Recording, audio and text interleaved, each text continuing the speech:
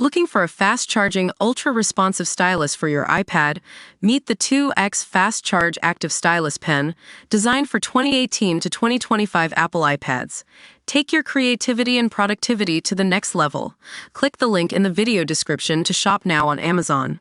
Welcome to Funk Royalty Files, where we dive into the world of royalty and intrigue. Today, we're talking about Prince Harry's battle for security protection in the UK. So, you might recall that back in 2020, Prince Harry announced his decision to step back from royal duties and pursue a more private life with his wife Meghan. The move sparked a lot of controversy and scrutiny, and as a result, Harry found himself stripped of certain security protections that were previously afforded to him as a working royal. But here's the thing. Harry believes he's been unfairly treated by the British government, which has allegedly made him a target for hate speech and online abuse.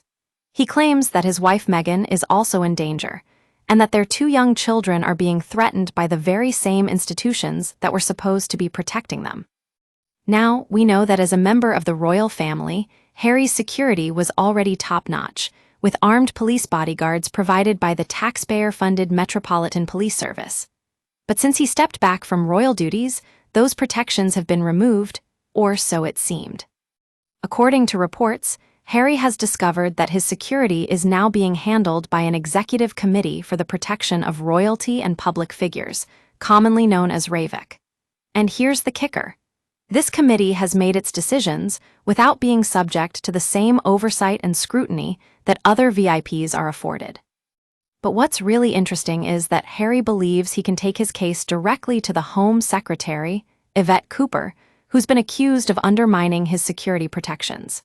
He claims that RAVIC's decision was based on superficial analogies rather than any actual threat assessment, and that he's being singled out for unfair treatment. Now, we've got to consider the context here.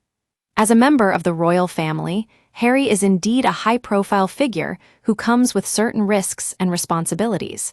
But does that necessarily mean he should be denied security protection altogether? Funk Royalty Files thinks not. I mean, come on, this guy's been stripped of his security protections without any real explanation or justification. It's like the British government is saying, "Oh, you're just a royal, so you don't need protection." Well, let me tell you, that's just not how it works. And what about the impact on Harry and Meghan's family? They've got two young kids who are completely vulnerable to online abuse and harassment. It's unconscionable that their security hasn't been taken seriously enough. So, what's next for Prince Harry and his family? Will they be able to get their security protections reinstated, or will the British government continue to play hardball with them? Only time will tell, but one thing's for sure, Funk Royalty Files will be keeping a close eye on this story as it unfolds. Thanks for tuning in to Funk Royalty Files. Join us next time when we'll be diving into more scandalous tales of royalty and intrigue.